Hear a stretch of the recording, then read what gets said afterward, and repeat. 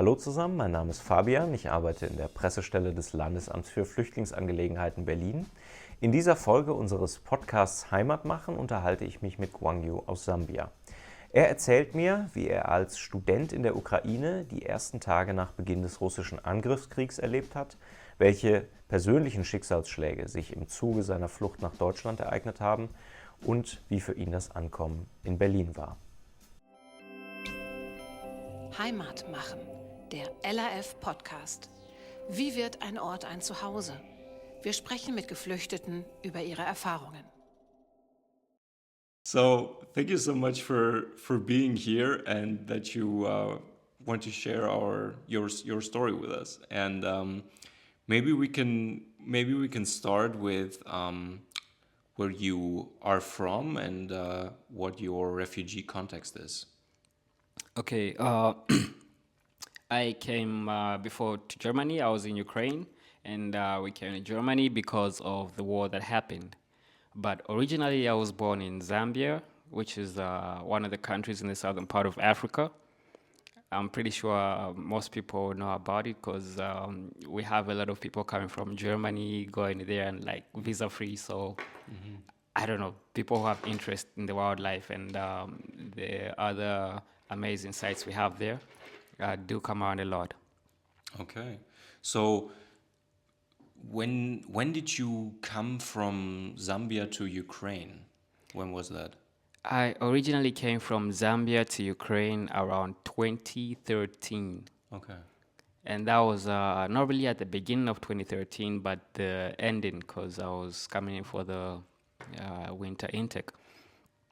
And coming from there, you know, you have no idea of what it's like when there's serious snow. Yeah. And Ukraine being a country where the cold is quite serious, you can imagine I came like with a pair of jeans from home and a winter coat that I thought is a winter coat, but Not Ukrainian winter cold. No. It was crazy cold. So then you get to Ukraine and it's way colder than you thought, and you started studying there. Of course, when I first arrived in Ukraine, I arrived in the city of Donetsk. You know, like that's the city that I was literally going for.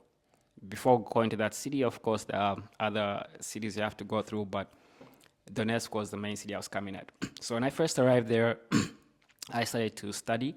I wanted to actually go for sound engineering, to be specific, because I wanted to help my skills as a musician to also better them. But at the moment, they told me to say, before I can venture into this field, I need to at least learn the language a little bit. So we have like a small mini course of the language, probably about a year or less than a year.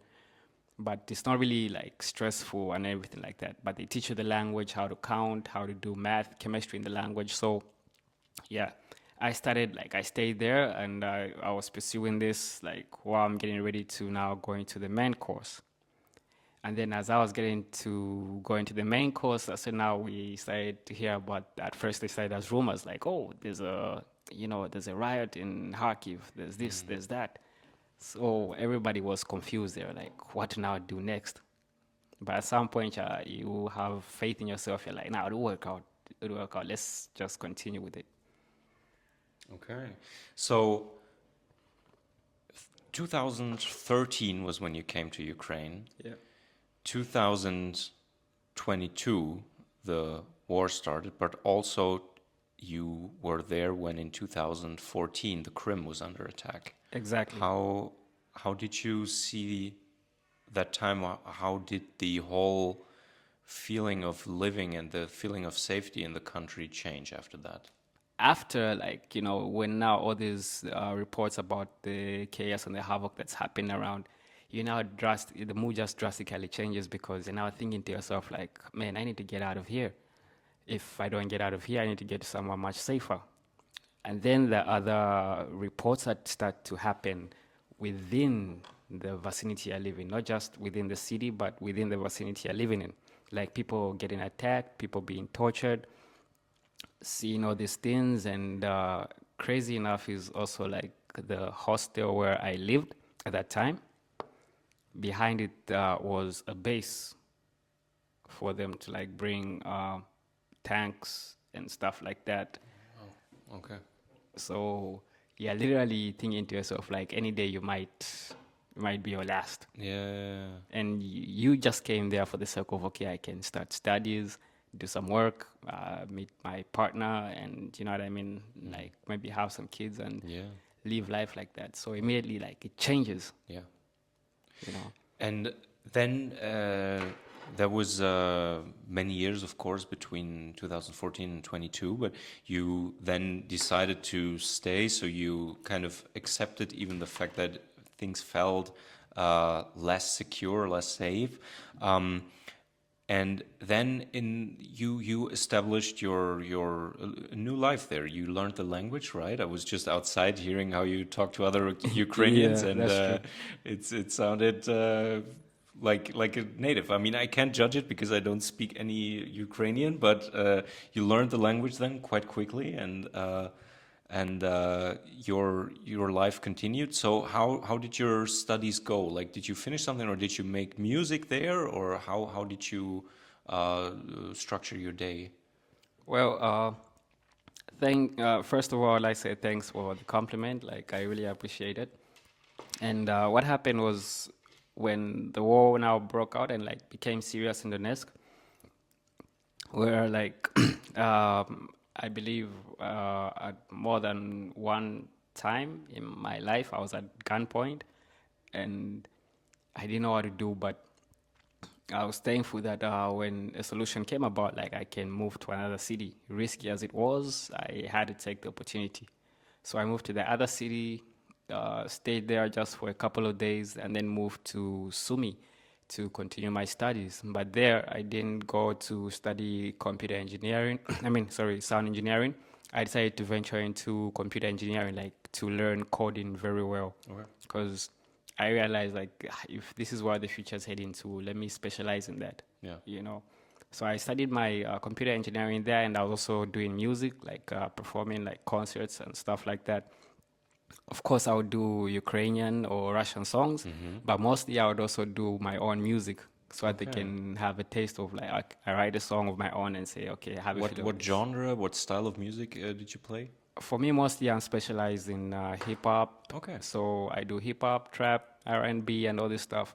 So like that. Also, the younger generation is something that they also love, Yes. and it helped a lot to connect. Because as much as you can do like music from their own culture, they also want to listen to your side. Like, okay, what's it like in your world? And then you say, oh, I listen to hip hop. I do this.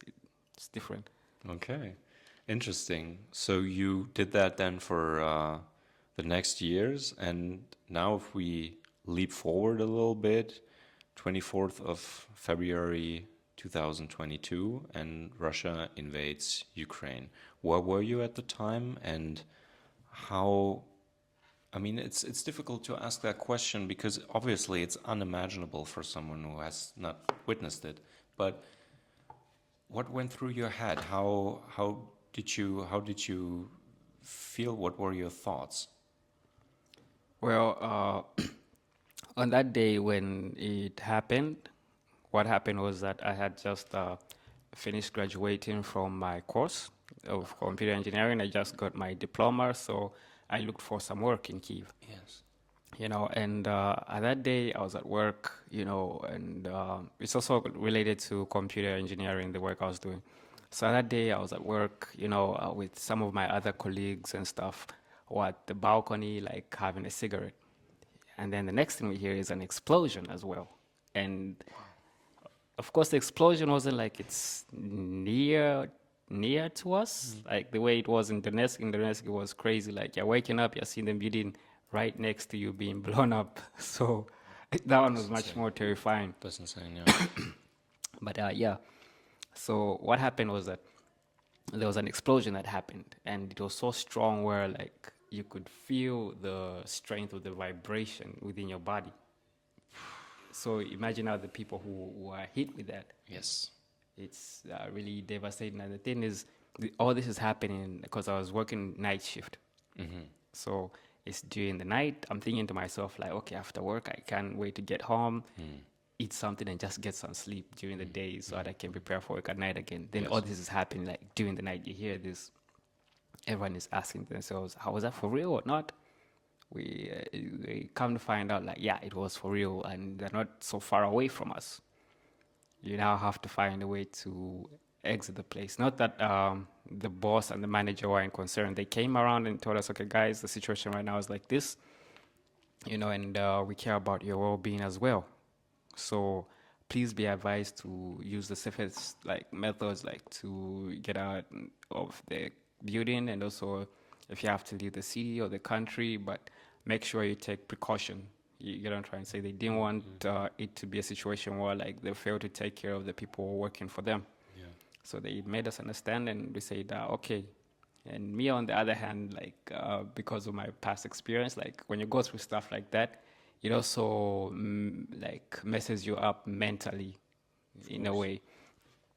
You feel, how do I put it? It's like your psychological brain in a way is being numb from certain things. So having that experience again, I'm thinking to myself don't tell me again it's happening. Yes. So yeah, it was all of a sudden. At the same time, you feel bad, and now I'm thinking to myself, I need to rush home, go and check on my young brother. Is he safe? Because I left him at home, and he was there with you in Ukraine. Yeah, he came with you. Yeah. So I was now concerned, is he okay? Of course, I'm also concerned about my girlfriend and my partner at that time. Sure. Are they okay? You now have all these thoughts running through your mind. And the most painful part about some of this stuff is not really because of what you're going through, but you come to a point where you realize sometimes you think the people are with you who are not really there with you, because some people are happy that you're going through something like that, even if you haven't done anything bad to the person. Yes. So that's where most of the pain comes from, than really being the situation. The situation itself is, of course, crazy. It's messed up because you're not just going to get hurt. Your life is at risk. And even if someone doesn't shoot you, accidentally, the building might just collapse, and of course, that's your last. So most of the pain comes from you'd be expecting, okay, maybe a call from this person or some words of encouragement, but it's some people are happy about that. And as for women, it's different. They're able to express their feelings with other women, but for men, it's a part of you is we've been raised like that. Okay, you just have to keep certain things to yourself, even if it hurts you. So not really being able to talk about certain things is also a way of pain itself. Yes. But at the same time, I'm grateful. Hey, nobody even thought we'd be here in Berlin today. So yeah, of course. I mean, I think that is so true what you say, because sometimes certain ways of being raised and certain attitudes that are being transported from one generation to another, and you must not show this type of emotion or that type of, leads to even more pain in the long run, and it is super harmful and super toxic, of course, to not open up about it, and to then also feel more isolated, I believe. So yeah, that's true. Yeah. So you then, after realizing the bombs, the rockets being fired, and the country being at war, being under attack, when did you decide to flee from Ukraine to Germany? Well, when we decided to do that, because when this first began, all of us, not really all of us, but most people had the optimism, good expectations. Say, okay, what, it could just end in a week or so, they'll resolve all this. I stayed back, and I told my young brother, okay, let's stay back a bit. My girlfriend at that time was also waiting on my decision, even if I ended up, she ended up passing away because of the whole situation. And it hurts because you can't really go back in time and reverse all that. And at the moment it happened, now it wasn't there. So it even made me upset so much, But yeah, so I stayed back for a couple of days, thinking to myself, like, what's the way forward? If we move from here, then where do we go? This person isn't answering. That person you want to call is saying somehow something in myself, okay, I just need to get my brother, and so I get her and we're out of here. But I can't, at that moment, I couldn't separate her from her parents, because I understood also, like, you know, you want to be there for your child. So it's like a battle uphill in a way, like trying to take her from them in that moment. Because also I understand, like, as a father, the father wouldn't just say, hey, you take my daughter and, Of course, yeah. you know. So yeah, even if she ended up dying accidentally, like, it's something painful, but yeah. So I had to stay a couple of days back, and my young brother was also asking me, like, so are we moving or are we staying, or what's really going to be the situation now? That was even before, like, my girlfriend had that type of accident, like. So I told him, okay, give me like at least 3 days more, and then I will move from here. So 3 days later, I told him, okay, we can move. We had to like get a taxi, which that time they were even charging $1,000 to move from one city to the city we were going to. Wow. And you're thinking to yourself to say, shit, like the salary isn't yet in, and you know the only money you're having on you is the money you made, like, you know, like you're still having some cash with you, but it's not up to $1,000. And you also need money for the place where you're going to stay, the food you're going to eat. So you're now thinking to yourself, like, you can literally lose it in this moment. And I called one of my elder brothers and I said, okay, can you at least help us with an extra 500 and stuff like that? And he was able to assist, you know. So we took a taxi from there to the next city. And then from that city, there were opportunity to find people from Zambia as well that were going in the bus to Poland for like a couple of days, to just escape from the war. There was a crazy situation at the border, but I'm thankful, like, it's me and my young brother were there. You know, everything had calmed down. They had resolved the conflicts that were going there at the border, because there are people hurting, people trying to leave, people, like, just a different type of chaos and confusion, you know. So coming there, and then we stayed in Poland for like 15 days. And I like got the news, like, this happened to my girlfriend, and it really... You heard that she passed when you were on the journey? Yeah. So me, what I was thinking to myself is, like, because I told her, like, okay, you know what, we can leave. At the same time, I understood how critical the situation is. Yes. You just can't, even if like the father was going to, like, okay, agree to say, okay, I can take my daughter and have her hand in marriage, but there are some situations that are too delicate, too critical. Like, even when you try to think to yourself, is how am I going to explain this? What assurity do you have? Like, okay, if you take her from her father, will she still be alive with you? What if you both get killed? There's all these thoughts running through your mind, and also the mind of the parent. And I'm thinking to myself, like, who knows, maybe she's in better hands by being with her parents. You know, like, if it's really meant to be, I'll still come back for her. And only I couldn't come back for her. So, yeah. Wow. That is very heavy.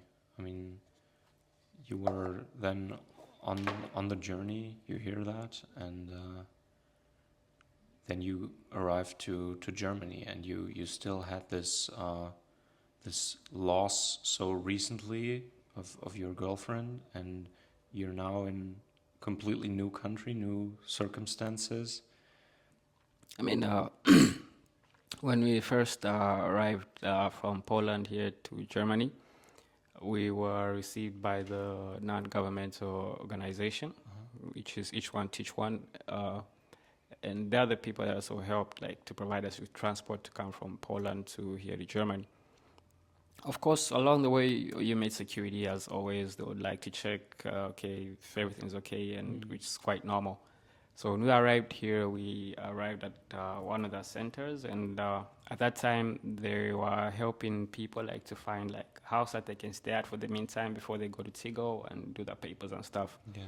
And I figured like, okay, that's a good opportunity because also my young brother, apart from me thinking about how much all this is weighing on me, I also have to be considerate about my young brother as well to say, okay, psychologically and health-wise, how is he doing? Okay, the best opportunity is, okay, let's try and see if we can like live in an apartment for some time.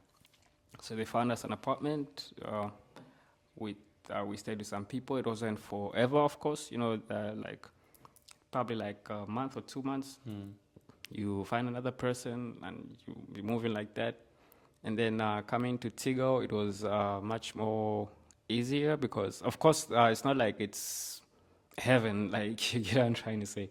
But for me, coming from my own experience, like the people that I met there, that I conversated with, there was even this one female friend that I made. Her name is Joanne. Like she was very sweet and very helpful, and it helped with the whole experience because as much as we're going through what we're going through and stuff like that, she was able to understand and give me some advice, somebody who I could talk to, and like, it was helpful. Yeah, she made the experience beautiful. I mean, of course, like, like probably if you're talking about like in terms of like the toilets that are outside, not inside. Inside is a different situation, but like the toilets that are outside, like they put as a container, like, of course, it's normal. You can't expect like every time for them to be at their best top shape, because there's a lot of people coming in and going out. So if you want to complain about something, you can be like, man, do you remember those toilets? But at the same time, you realize, like, come on, like, didn't you in one way or another, like, have a good time there? Yeah, I did. Nobody is perfect. No place is perfect. But yeah, it was worth it. I mean, of course, with the way things are now changing and advancing, perhaps probably now building more better infrastructure, perfecting certain things there, that could also be great, because, hey, at the end of the day, I feel like they have passion for what they do, not just because it's the job. There's sometimes when somebody does something because they're getting paid for it, so they want to do it with the heart, they want care. But when somebody does something with their heart, it shows they have a passion for this. Yeah. So this one person that you met, Joanne, did you also come from Ukraine? Did you meet her in Tegel, or where was that? No, she didn't come from Ukraine. I met her in Tigo. I believe she was born here. Oh, okay. Yeah. She worked there. Or Yeah, okay, yeah, sorry, I didn't yeah. get that. Okay. She worked So there. was there did she or were you able then to also like talk about what happened to you, like to openly talk about, because obviously this was such a horrible situation that you were in. You have suffered this horrible loss. I think aside from my own young brother, it was only Joanne who I could open up to most things, because um, one thing I also liked a lot about her was that she created this space, not like a judgmental space, but more like, okay, if you want to talk about this, you can share this with me and I could give you advice on how to go about it. So in a way, it was therapeutical, but at the same time, I understand we're just two beings connecting, trying to understand each other's side of life, So it was very helpful, and she made my experience there very pleasant. She's like a social worker there. Or? Yeah. And the reason why I can still remember her, I mean, I can remember the rest, but like, the reason why I still remember the person is because the way they move my heart, like with their generosity, their kindness, and the empathy. So I was like, okay, yeah, even when sometimes like I would come from work at night when we're still in Tigo, because I still had to find a way at least to have some money in my pocket, So yeah, she would also give me advice and say, oh, here you can go like this and you can go like that. I do miss the person, like they're a very sweet person, and I hope one of these days I have the chance to see them again, even if their schedule is quite busy, because I mean, with the whole situation going now, it's probably even more work, so. Yeah. How long in total did you stay at Tegel? At Tigo, I stayed there probably 6 months or less. I think less than 6 months, but more than 2 months, of course. Yeah, You know. yeah. It's still it's a very long time. And Yeah. how did you get along there? Obviously, Tegel is a place where there is very little privacy. You share the sleeping quarters with 13 other people. I mean, of course, everything you mentioned is right because like 13 other people, and it's not like in all places there's like a curtain and stuff like that. You know what I mean? But yeah, I also had to try my best to like behave myself, of course, and also explain to my young brother like the situation is like this, and thankfully there was one of the people that worked there. They gave us like a section for me and my young brother to sleep at, and it kind of had like a place where you could like draw the curtain like this. So it's just like one bunker bed, like this beds that are two, but it has a place to like plug. And then it's just a curtain you can roll, so at least you have some privacy when you want to change and stuff like that. You also try for it not to get to you a lot like that because it can just make you act out of order, you know. So it's not really like it was like the easiest, but at the same time, I didn't want it to like fall so hard on me. I decided like, man, I've already been through enough. Let me just be grateful for the good, focus on the good, and the good gets better, you know. So I used to do that. It was not, of course, the most pleasant experience, but I appreciate that everyone who made effort to say, okay, you know what, we're making effort to make sure you're happy, to make sure you have this, to make sure you have, like, for example, if you need some new towels for like taking a bath or toothbrushes and this and that, they provide you with it.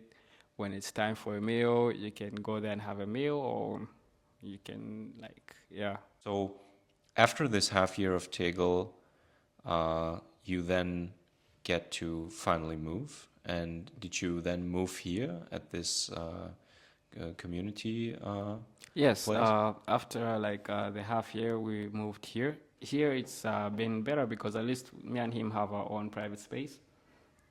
Of course, no one is perfect, you know. Maybe you can get each other angry here and there, but it's so much better, and I'm thankful, like, because even like the people we have around, you know, the way the staff works here, you know, like it's way much better, you know. And I understand, of course, even other friends of mine that I made here in Berlin that were born here would tell me like, man, I'm still looking for an apartment for 2 years and I was born here, so.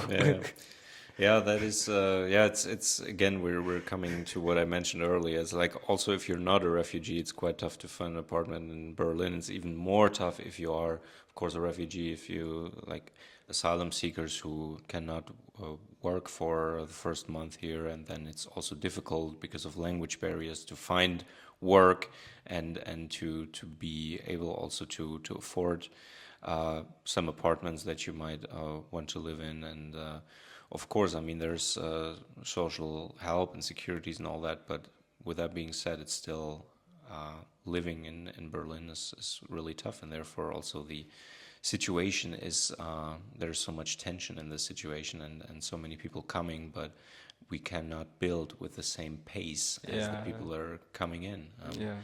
But I'm glad that you're here now and that you're with your brother now, right? Yeah. So this is very, very nice to hear that you then found a place here where there's a good sense of community also. Yeah. And maybe lastly, how does your daily life look right now? Like, have you gotten to know Berlin, also doing some music maybe in Berlin? Because there's also a lot of sparkling culture in Berlin for every music taste, every genre. Yeah, I know, it's true. So far, I'm grateful, to be very honest, because I've had the opportunity to also like perform at a few concerts here in Berlin. Nice. Not so many, you know, but like at least a few, which has also helped me to learn to understand how to project more to the people and to also understand the people also like with the taste they like. I've made some friends who are born here and not born here, and also some who are already working on some music projects together. Like, I have this female friend. Of course, she wasn't born here in Berlin.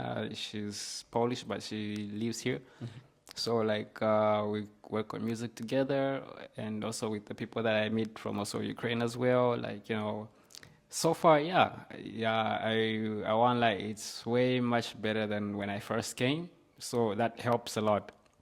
I once said, like, nah, when I first came it was way better. Like, for me, currently right now, and with the opportunities that I've been given at hand, like, it's something that I'm grateful for. And of course, I'm going to continue to strive for more, though it doesn't make me to be ungrateful for, like, so far the opportunities that I have at the moment. Like, hey, it's way better. Honestly, like, it's, of course, it's getting better, but it's way better than before. I see. Yeah. All right. So I think this is a good way to wrap it up. So this is usually the length and duration we try to aim for. Thank you so much for taking this time and also to share those experiences, share your story, which was not only interesting to hear, also thank you very much, because I know that it was very private. It is very sad at times, and I really wish you, your family, all the best. I hope that you'll have lots of concerts more here in Berlin, that you have a great time here, and all the best for you. Thank you so much. Thank you too, and have a great time till we meet again. Yes, thanks. Heimat machen, der LAF Podcast.